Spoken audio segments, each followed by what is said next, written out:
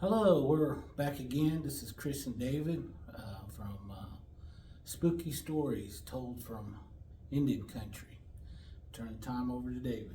Hey, thanks, Chris. What you're trying to do here. I really like the format and what Chris has been trying to do here with his experience in this paranormal, supernatural world that we live in, and us being natives, having our own ways and customs, and what our people uh, did things and how they did things and how they still can do some things or can do some things here. I'm gonna tell a story here that happened to me, and it happened some years ago. I was home, and my relative, a cousin, came by. He lives out of town, but he was in town, and he stopped by and he said, "Let's go for a ride," because back in those days, you rode around on the country road and listen to the radio and Yep. maybe start telling some stories too. As you're driving around on the country roads there. And Yep. being a hot summer night, we did have some refreshments, if you will, not a whole lot, but we did have a six pack. And people can say, "Well, they were drinking," but it was nothing like that, And a lot of these stories kind of happen in these situations like that, And so, but we were visiting, and we was on the country roads. We were south of town, south of Pawnee there, and we were going through a place that could be termed as a Sleepy Hollow, where the trees, the trees are coming over the road, and inside there was a bridge, a little concrete bridge. You probably seen them on the country roads that are off to the side there. They're little concrete bridges. And so as we were passing by, it was dark, lights on, in this Sleepy Hollow. We were passing that bridge, and in my peripheral vision, we were all sitting in the front seat in this car here. My cousin was driving, listening to the radio, and we were visiting. And I lifted up to take a drink, and in my peripheral vision over here against this bridge right here, I seen something, and it surprised me. And I turned around and I said, "Hey," I said, "Did you guys see that?" And my cousin said, "No, I didn't see anything." We were still cruising down that dirt road, and my sister-in-law, his wife, she said, "I seen it." Oh. And I said, "Before you say anything," I said, "let me know what you saw." I said, "As crazy as it may sound, tell me." And she sat there and she said, "It was a rabbit." And I said, "Yes." I said, "It was a rabbit."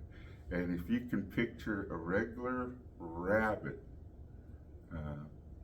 just sitting there, how they are with their ears and just sitting there, except this rabbit was about 6 feet tall, sitting against this bridge here. And like I said, I seen it. My sister-in-law seen it. And what makes this story a little crazy for me is sometime later, my wife had some relative visitors that come in, and they were talking, and she goes, "Oh my gosh," she goes, "my boss told us a story of what happened to him over the weekend. He likes to fish, and him and his partner got up early one morning before the sun come up, and they had their boat, and they drove out to this big old farm pond out in the wooded area. So they drove up and got their boat in the water and got all their things that they needed out there to fish at on this pond here. Oh.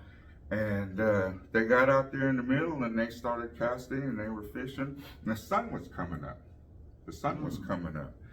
And they heard a commotion in the woods and in the trees there, and they were looking, And they said, now these are two Stahikis, white guys, Charikstakis, and they said that this rabbit, a big rabbit, 6 foot tall, came out of the woods, came up to the pond and was getting a drink of water and then went back into the woods. So, you know, what I seen, my sister-in-law, what I seen with the rabbit standing on the side of the road next to the bridge, these guys seen it come out of the woods. 2 white guys come out and seen it come out and get a drink of water and basically described the same thing.